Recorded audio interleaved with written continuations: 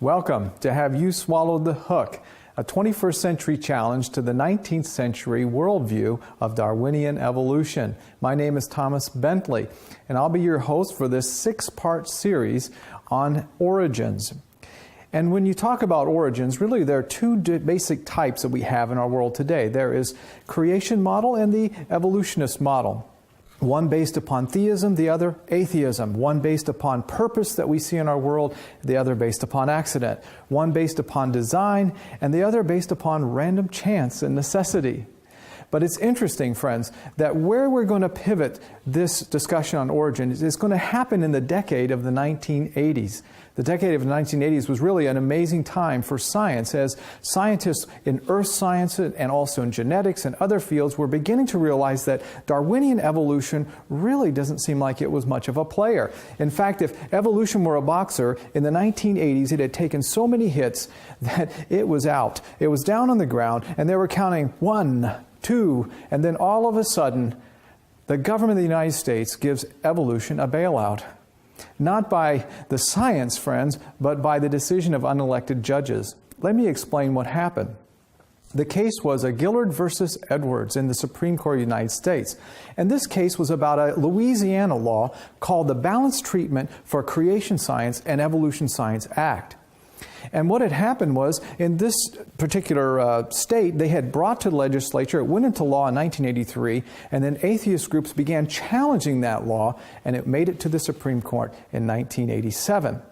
There, the lawyers for the atheists challenged this law not based upon the science, not based upon the wrongness of creation science, but simply based upon the fact that they believed the people that brought the law to the legislature were Christians, and therefore we have to have a separation of church and state. Believe it or not, the Supreme Court bought the argument, and the majority sided with the atheists. But the results of that case were monumental in the culture of the United States from that point on. Let me read to you the dissent from Justice Anton Scalia to let you understand what happened in this trial. He writes, "The body of scientific evidence supporting creation science is as strong as that supporting evolution. In fact, it may be stronger. The evidence for evolution is far less compelling than we have been led to believe. Evolution is not a scientific fact, since it cannot actually be observed in a laboratory. Rather, evolution is merely a scientific theory or guess." He goes on to write, "The scientific problems with evolution are so serious that it could accurately be termed a myth." Then he begins to talk about the actual impact of what the government of the United States had just done to its population. Listen to what he says. "The censorship of creation science has at least two harmful effects. First, it deprives students of knowledge of one of the two scientific explanations for the origin of life and leads them to believe that evolution is a proven fact. Thus, their education suffers, and they're wrongly taught that science has proven their religious beliefs false." And then he says, second, it violates the Establishment Clause. The United States Supreme Court has held that secular humanism is a religion, and so is atheism, for that matter. And so what has happened here is the government then has, according to the Justice Anton Scalia, has essentially picked a religion for the nation, and the religion is secularism, secular humanism, and atheism. That should surprise many of us here. The second thing he says is this: "Thus, by censoring creation science and instructing students that evolution is fact, public school teachers are now advancing religion in violation of the Establishment Clause." The government of the United States in 1987 chose the religion. They chose the origin story that all the nation would have to follow. Everyone in the government, all the public schools. And so this is the way it was. Almost like a prophecy, this is what we have happen. You enter into the decade of the 21st century, the first decade, and this is exactly what we find in our world. Every single place you go, evolution is immersed into all parts of our culture. In fact, it's so bad in the government that people like Ben Stein started making documentaries about it.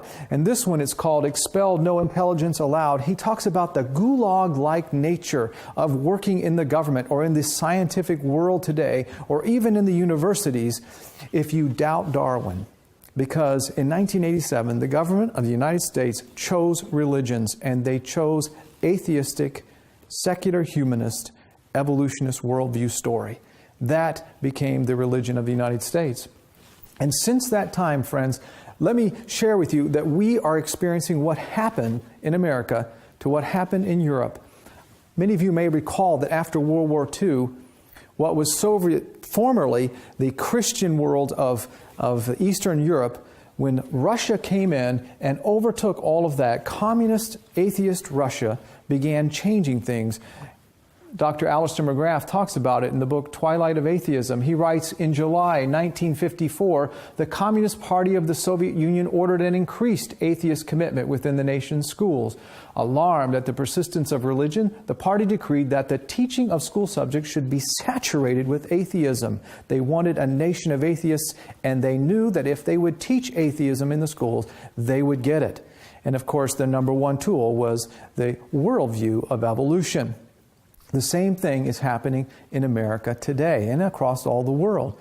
Today in our culture, the government has hooks that are swimming in that culture. Hooks that have no data or no bait on them because evolution really has no real data on them. They're simply snags that the government uses and the schools use and the culture itself uses to snag every one of its citizens into becoming a secular humanist or an atheist through the teaching of the theory of evolution. And so the goal of this series is to compare these two models. Let's be fair about it. Let's talk about the evolution model. Let's talk about the creation model. And we're going to ask you in this series which one makes the most sense. So today, in this first hook that we're going to talk about, is the hook that's swimming through the waters of our culture that says science is just about facts and religion is just about faith.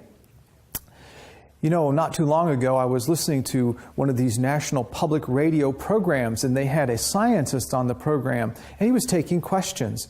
And one of the questions began to have a religious tone to it. And you could almost hear the scientist just puff up himself as he said, "I'm a scientist. I only deal in facts." And you know, they would like you to believe that that's all scientists believe is facts, things that they can empirically see, things that they could test and repeat. But you know, friends, let me share with you, is science really about facts, or is religion really just about faith? I believe what they want to say is that I have all the facts and you just have your feelings. I don't know if that's a reasonable thing to say. Why don't we take a look at that for just a moment? Let's compare these two ideas. First, let's start with science. Now, I have a bachelor's degree in systems engineering and I have a master's degree in electrical engineering. I've worked in applied sciences for like 15 years, so I can tell you that science certainly has facts in it. I learned a truckload of them, things where the rubber meets the road. For example, from scientists like these, from the dawn of modern science, like Sir Francis Bacon. You know, I mention him because he lived at a time when the knowledge that we called science was forced upon by human philosophy. And he was a man that said, no, we want to see the facts. Let us do experiments. Let us draw our knowledge of science from observation and experimentation. Unfortunately, today, we've gone exactly the opposite, where we force our knowledge of science based upon a philosophy of evolution. Isn't that interesting? Or how about this man, Johannes Kepler, who is called the father of celestial mechanics? This was the man who says he believes that he was thinking God's thoughts after him. Or perhaps Robert Boyle, who was the father of modern chemistry as opposed to the alchemy of his day. I remember studying his famous Boyle's Law that relates pressure and temperature and volume when I was going to school. Or perhaps this man, Sir Isaac Newton, that really changed our world with physics and his understanding of mathematics. as he gave us the idea of gravity and the laws of motion. It was said that Sir Isaac Newton wrote more about theology than he did about science. And another man that actually has changed our world today, there would not be lights here today without the discoveries of Michael Faraday, who was in the very era when Darwin was living. And Michael Faraday, even in the midst of all that secularism that was coming about because of Darwin, was a humble Christian man. Or take Louis Pasteur, also of the time of Darwin, who was thought to be the greatest biologist of all time. He was the man who discovered germ theory. He was one who saved many lives by making vaccines. He discovered pasteurization. And I'll tell you, this man believed that Darwin's theories were telling us the wrong way to see life. And he was an ardent anti-Darwinist. Come into the 20th century, we have Wernher von Braun, a man who was also a man of faith, who took us to the moon. Or we could talk about Raymond Damien, who was the inventor of the MRI, a very famous scientist. But when you come to the era of the 1990s, things began to change in science and in our world. Take, for example, Richard Lumsden, who was a professor of parasitology and a director of a department for many years in a college, who was forced out by the faculty when he had a conversion to Christianity and he began to believe in creation. And you know what's sad, friends? That all of these men and many other ones that were the founders of modern science, the ones who basically were the foundation of what we have today as technology, is based upon their discoveries. If they were living today, they would not be allowed to teach in the university because many of them were ardent anti-Darwinists and all of them were theists. It's amazing, friends, what has happened in our world because of the events in 1987. And so science, yes, science can be about facts. But let me ask you, what about religion, and specifically the religion of Christianity? Now, I can tell you that my faith as a Christian is based in the atoning work and the saving work of Jesus Christ for me. But that faith is not resting on thin air. It rests upon the foundation of the Scriptures. And let me tell you that the Scriptures, the Bible, is probably one of the most scientifically discovered and explored books on the planet. I cannot think of another religion that has their sacred book that has had so much scientific inquiry as the Bible has. And let me show you that science actually can factualize the Bible. One of the ways it can do that is through the science of archaeology. What you see here is the Beersheba, which is the place that Abraham dwelt. And if you think about the Bible takes place in the Fertile Crescent that runs from Egypt all the way over to Iraq and Iran and through Turkey.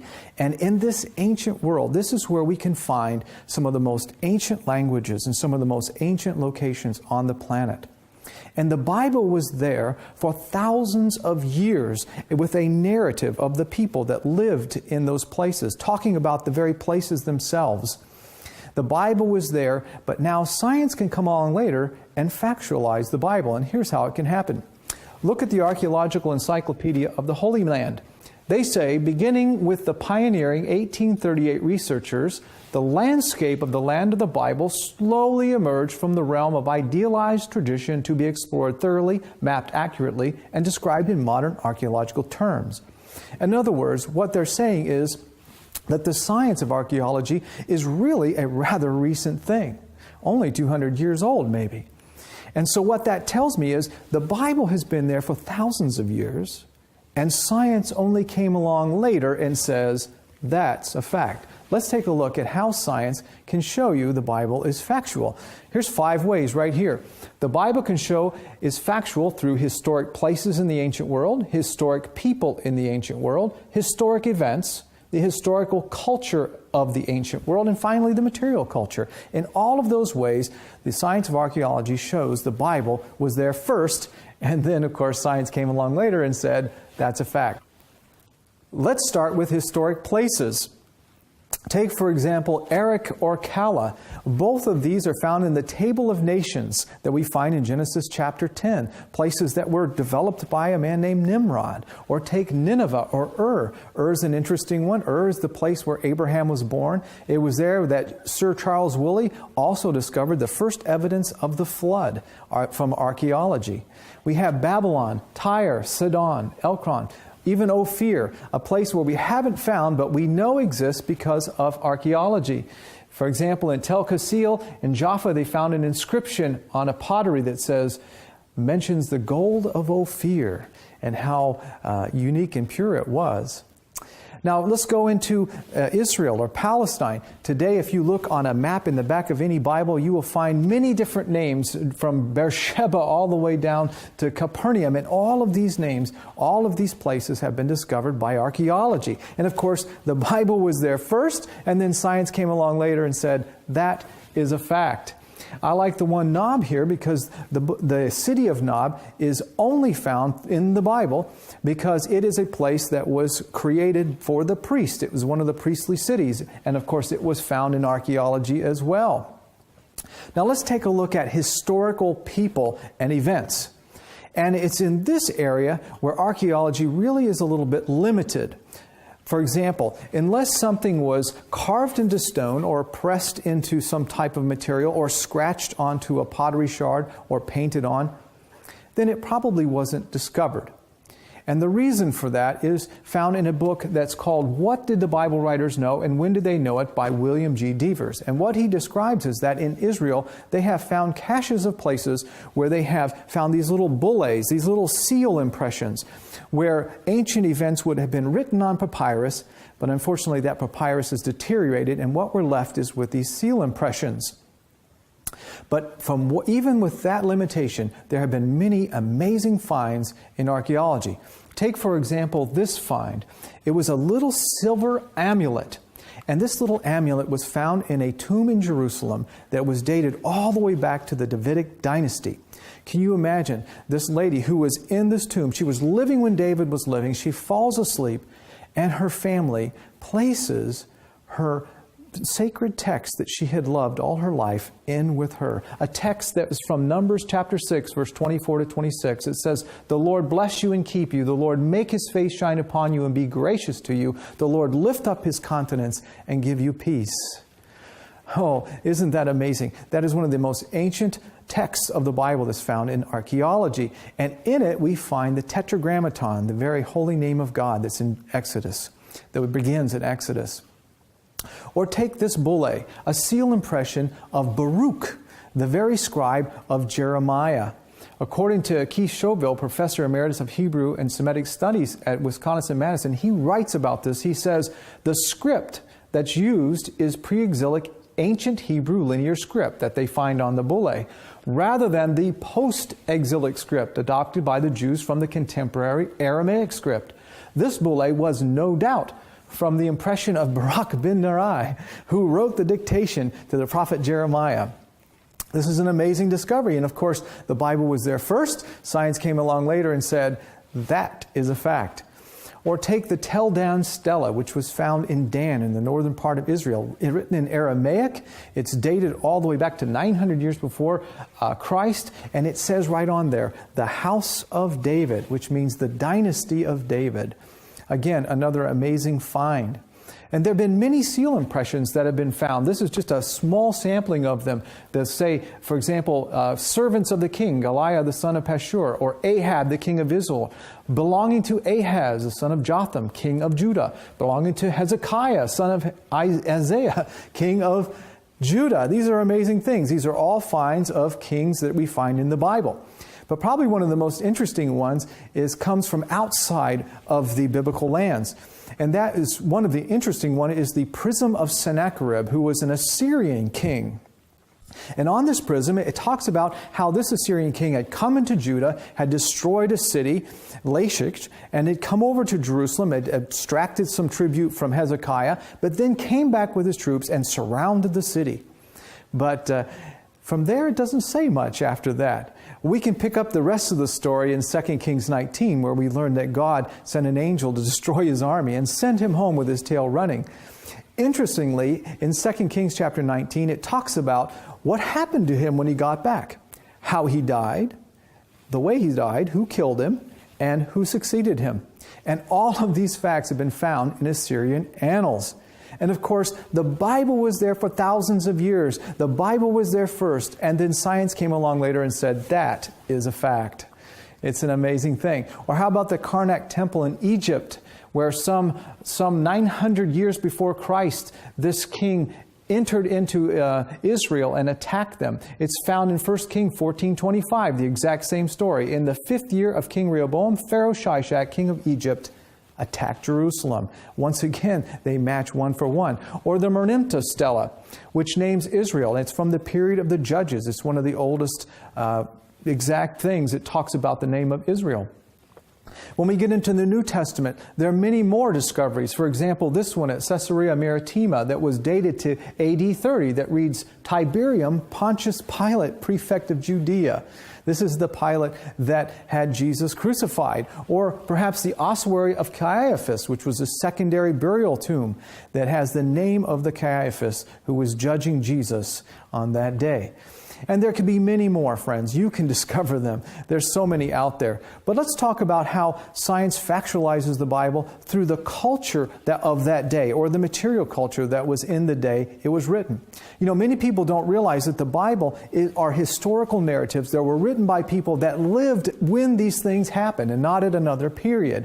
And the way science factualizes that is through the discoveries that they've made with the Nuzi tablets. The Nuzi tablets were found over in Iraq and Iran area, and these tablets have some of the most ancient languages on them and ancient civilizations, dated to the time of Abraham. And interestingly, they talked about, when they were discovering what they said on them, they were talking about just daily life. And one of the things that happened in the daily life of the people back in those days was that when somebody got married, the father would typically give a handmaiden as a gift. And this is exactly what we find in the Bible in Genesis chapter 29, verses 28 to 29, where it says, And he gave him his daughter Rachel as his wife. Laban also gave his maid Bilhah to his daughter Rachel as her maid. In fact, this is so amazing that scholars have even responded about it. In the Anchor Bible Dictionary, Dr. Ephraim Spicer writes this, If our author had copied the two verses from an original contract from Iran, he could not have come any closer to the cuneiform parallel. And again, friends, the Bible was there first, and then science came along later and said that's a fact. Or take Dr. William Devers, as he talks about the city gates that we find in the Bible. He writes, The many biblical passages that mention city gates fit remarkably well with the excavated gates at a number of sites in the 10th to 7th centuries, and only of this period. In the Persian Hellenistic Roman period, such gates had long since passed out of existence and memory, as archaeological evidence has shown. No writer living then could have invented city gates like ours, known only long before the Iron Age. And so what we see is that the Bible was there first, and science came along later and said that's a fact. And you know, friends, this should give you faith, because as you are reading that scripture, you're reading real history, scientifically factualized history. Now, do we have all of it? No. But how many points do you need to draw the straight line to conclusion? The Bible was there first. Science came along later and said that's a fact. Well, so we looked at science. Yes, science can be about facts. We looked at religion, specifically Christianity, the Bible. It is a religion of faith, but it is also based upon facts, historical facts proven by science. But now, what about science itself? Is science just about facts when it talks about the origins of life on this planet? Let's take a look at that for just a moment. You know, many people don't realize that the theory of evolution is a theory that sits on its head. This is the foundation of it. It looks like an inverted pyramid where the foundation, billions and billions and billions of years ago, they say that lifeless chemicals miraculously self-organize themselves into what I consider to be the most miraculous thing imaginable, a living, self-replicating organism that can reproduce itself. But this is the story that they've given us. And then from that magical first coming of that organism, then it replicated itself many times, and over billions of years, it morphed itself from every single thing that you see on the planet. From the plants that you're looking at to the insects that you're seeing, all of it was morphed from this single cell. That's the basic Genesis story of evolution. And what they call that is spontaneous generation. And of course, that means life coming from non-life. So in other words, non-living things can spawn living, complicated, complex organisms. That's kind of the belief. Let's talk about where this belief really started originating in history. Dr. Ariel Roth talks about this in Science Discovers God, where he says that the pioneer chemist Jean-Baptiste von Helmont provided a formula for making mice. If you would hide dirty rags with grain and cheese in the attic, you would soon find mice there.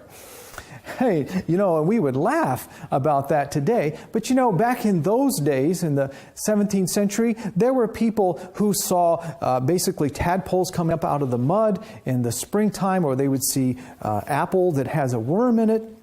Or perhaps the most familiar thing that they would see without refrigeration would be meat that would have maggots in it. And they would think, well, there's life from non-life. And in those days, if you didn't believe this, you were not considered scientific because you didn't believe it. And so they were thinking that non-living things could grow living things. And it just because they saw it in their daily life.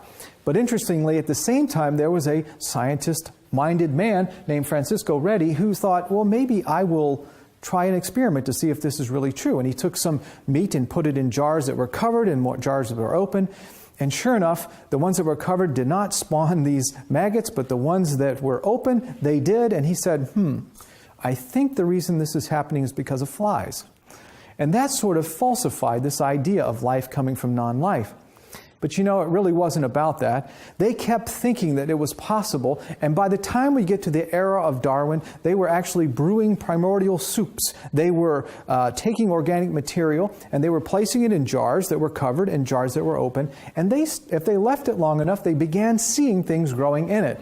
And of course, all of us have done the same experiment at home when we've taken a Tupperware full of food and we stick it in the refrigerator and forget about it, and we notice that things are growing in it. This is what they were seeing. And it was at this time that Darwin's theory was beginning to become popular, that Darwin himself looked at spontaneous generation and said, that's how it happened, that's how we got there. And he's the one that started talking about this little soup somewhere, of primordial soup, where out of it came the first life. Well, fortunately, there was a scientist that was living in that days. His name was Louis Pasteur. We just talked about him. And Louis Pasteur used the science of pasteurization to falsify their primordial soups. He would just basically take their soups, pasteurize them, which is heat them up enough to kill the microbes in them, and then he would cover them up or leave them open, and guess what? There wasn't anything growing in them. And that falsified the theory. But of course, it never was about science, I think. It was about philosophy at this point. So as we move forward from this time, the idea of spontaneous generation got a new name. It was called abiogenesis.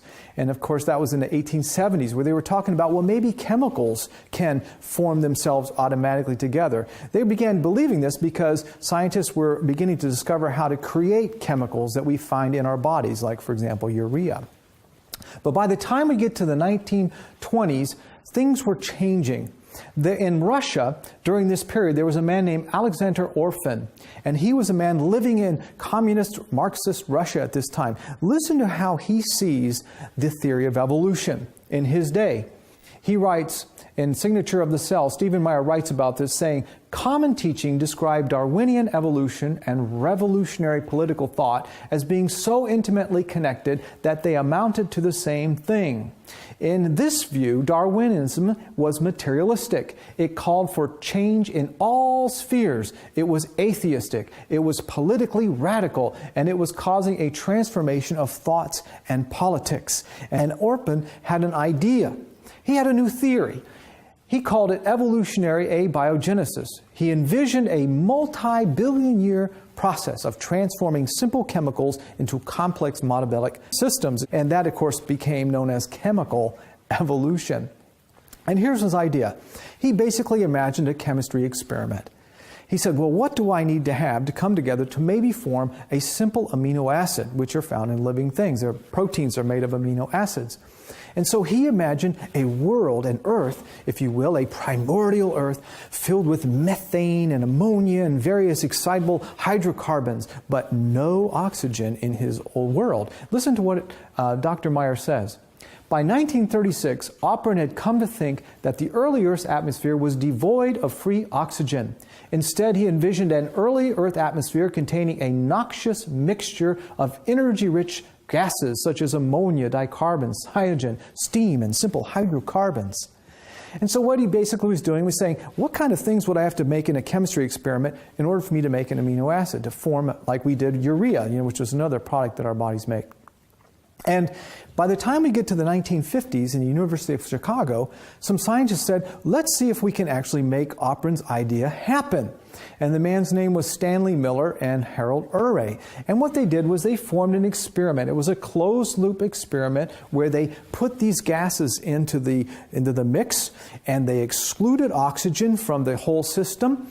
They then sparked it off to make the chemical reaction happen, and then they protected the things that they would get from the spark in this little trap at the bottom. And they actually were able to form some amino acids. Well, you should have heard the groundswell. Matter of fact, if you were living then, you probably heard the earth shake and the sound of dum, dum, dum, da-dum, bum, bum, bum, bum, bum. The whole world changed as the evolutionist worldview was lifted up in the press and put in the chemistry books. Oh, this is the origin of life. The ancient Earth must have been a world of methane and ammonia, and must have been how it happened. Chemical evolution is true. Evolution is true. They were celebrating in the streets. And for many years this went on until we get to the decade of the 1980s. But in the decade of the 1980s, new discoveries were making that sound very non-scientific. For example, in the 1980s, we discovered our planet had always had oxygen in the atmosphere. I was like, hello. It's almost like science finally caught up with reality. Our oxygen is primarily nitrogen and oxygen. Hello.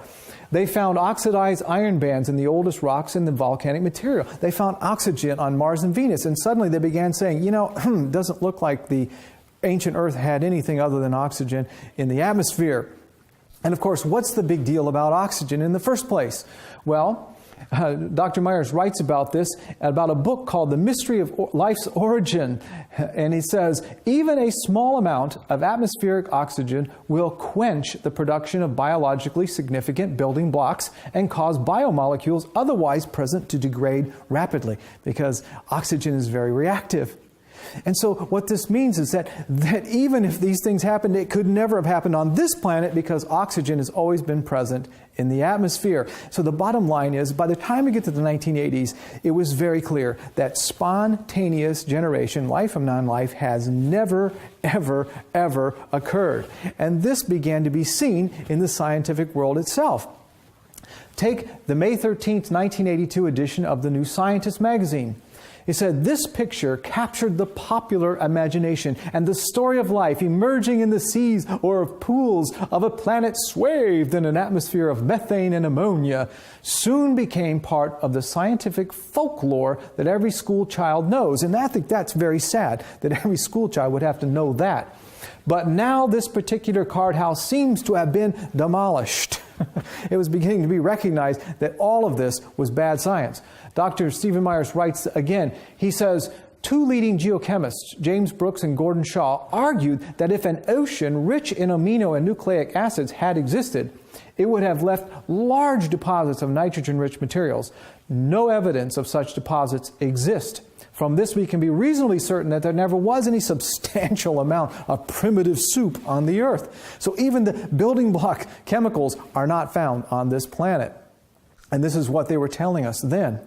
And it's even worse than that. In Darwin's day, when he was looking at simple single-cell animals, like this E. coli bacteria, to him it probably had the appearance of the simplicity of a child's toy wagon. And so he might think in his mind that you could do that.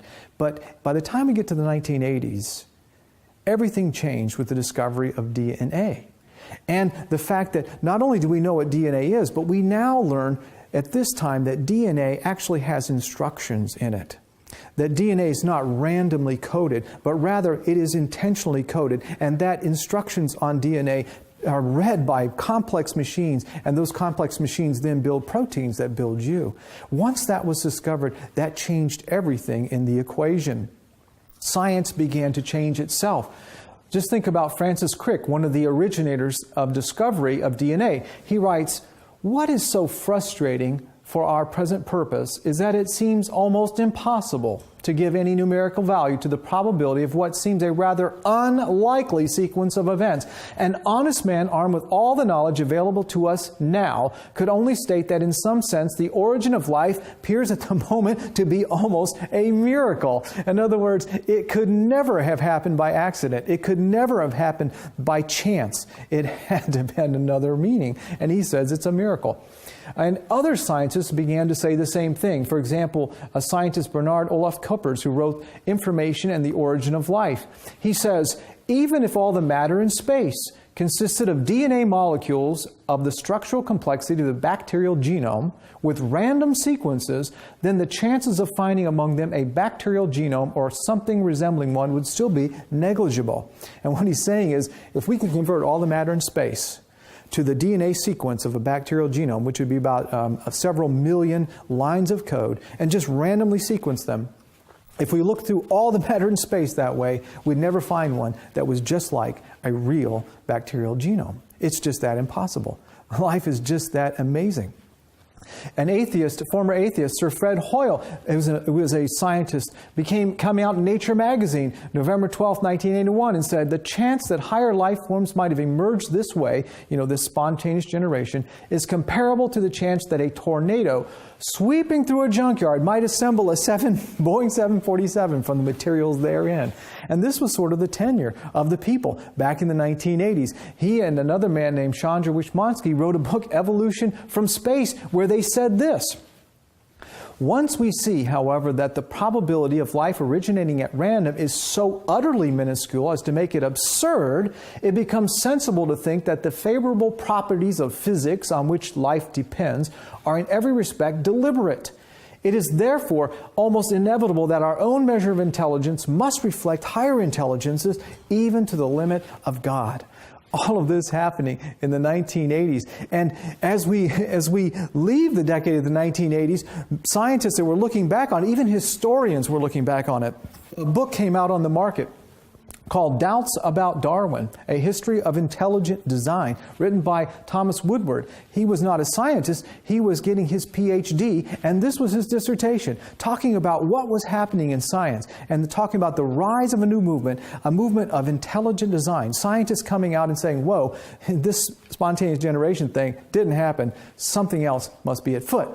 And he starts talking about scientists like Michael Denton, who wrote the book Evolution, A Theory in Crisis, where he says this: one might have expected that a theory of such cardinal importance, a theory that literally changed the world, would have been something more than metaphysics, something more than myth. Isn't that amazing? Or how about this scientist, Dr. Michael J. Behe, came out in the 1990s, who wrote the book, The Darwin's Black Box, The Biochemical Challenge to Evolution. In it he says this: publish or perish is a proverb that academics take seriously. If you do not publish your work for the rest of the community to evaluate, then you have no business in academia. And if you don't already have tenure, you will be banished. But the saying can be applied to theories as well. If a theory claims to be able to explain some phenomenon but does not generate even an attempt at an explanation, then it should be banished. He goes on to say this: despite comparing sequences and mathematical modeling, molecular evolution has never addressed the question of how complex structures came to be. In effect, the theory of Darwinian molecular evolution has not published, and so it should perish. Isn't that a powerful thought? It should perish. But of course, well, even in this time, another scientist, mathematicians started getting into the game, like Dr. William Dubensky and Jonathan Witt, writing the book Intelligent Design. Or even lawyers, a Berkeley professor named Philip E. Johnson started writing books about this situation that was happening in our world. In Doubts About Darwin, they write that in all 6 books, Johnson argues that every area of relevant scientific evidence tends to falsify Darwinism rather than confirm it. How about this man? The Icons of Evolution by Jonathan Wells. Here's a book that frightened more evolutionists than any others because he took the most popular visual proofs that are put into textbooks for the indoctrination of our children, and he put them to withering criticism. For example, Doubts About Darwin says, Wells selects the 10 most popular visual proofs of evolution that are found in virtually every textbook used in high school biology classes. He exposes each of them to withering criticism, pointing out significant omissions and inaccuracies, some of which border on fraud. Scientists began coming out, one right after the other. And in the 21st century, we have Stephen Meyer, who has his PhD in the philosophy of science, where he writes the book Signature in the Cell, DNA and the Evidence for Intelligent Design. In it, Dr. Philip Eskel, writing about it, says, in this engaging narrative, Meyer demonstrates what I as a chemist have long suspected. Undirected chemical processes cannot produce the exquisite complexity of the living cell. He also shows compelling positive evidence for intelligent design in the digital code stored in the cell's DNA. A decisive case based upon breathtaking and cutting-edge science. And so, friends, it's only been getting more and more like this. Dr. Stephen Myers writes, research efforts to date had led to a better perception of the immensity of the problem of the origin of life on Earth rather than its solution. At present, all discussions on principal theories and experiments in the field either end in stalemate or a confession of ignorance. And so, friends, let me go back to where we started.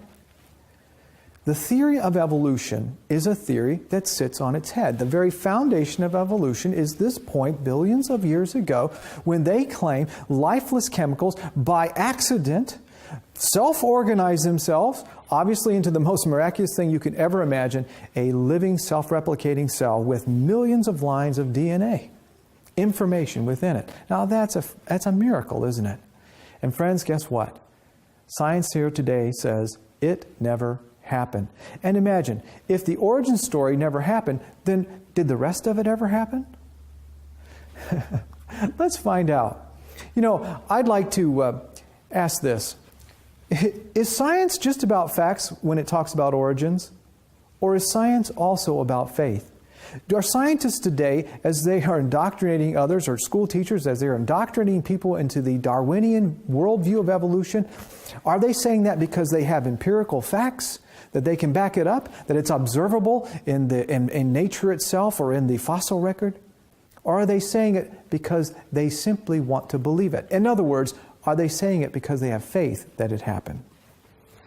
You know, let's ask this question to probably one of the greatest atheists and person who stands upon science, the bully pulpit of science, to put down Christianity, and that's the man, Sir Richard Dawkins. You know, if I was to describe him, I would say that he's the Billy Graham of the religion of atheism as he goes around the country putting people down who are Christians, talking about how he is science and how they are dumb for believing in Christianity or for creation. Well, in this series that I talked about, Expelled, No Intelligence Allowed, Ben Stein actually got this man on camera.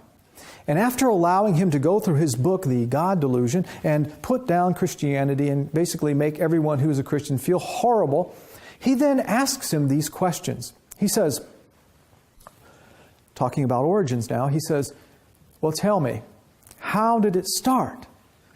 And Richard Dawkins answers him and he says, nobody knows how it got started. We know the kind of event that it must have been. We know the sort of event that must have happened for the origin of life. And then Ben Stein asks the obvious question. He says, what was that? And then Richard Dawkins says, Well, it was the origin of the first self-replicating molecule. Okay, there we have it. He's talking about the origin story of evolution. This place in time, billions of years ago, from the primordial soup, that this magical event happened, when this miraculous event, when life came from non-life. All right? Spontaneous generation. And so then Ben Stein asked the obvious question. Right. And how did that happen? Okay, friends. Here's the moment of truth. I mean, here's the Billy Graham of atheism who sits on the bully pulpit of science. I am sure that if this man has any evidence, he's going to lay it on him right now. He's going to say, here, you got room? They're going to back a truck up right here. And we're just going to dump all these evidence on you. Here's fact number 1, Ben. Here's fact number 2. By the way, I've got all this empirical evidence. And here in the fossil record, I've got it all. And there it is. Don't you expect him to do that? I mean, after all, science can't possibly be about faith, is it, when it comes to origins? Let's find out. Richard Dawkins, I've told you, we don't know. We don't know? We don't know? Friends, what is going on in America today? Have you swallowed that hook? When they tell you that science is just about facts, when it comes to the origin of life on this planet, don't believe them. Science is very much about faith. In fact, scientists themselves know that. I'll give the last word to a researcher named Dean L. Overman, who writes in the book, A Case Against Accident and Self-Organization, when he says this: one may choose on a religious basis to believe in self-organization theories, but such a belief must be based on one's metaphysical assumptions, not on science and mathematical probabilities. Friends, I pray that you have not swallowed that hook when they tell you that science is just about facts and religion is just about faith when it comes to the origin of life on this planet.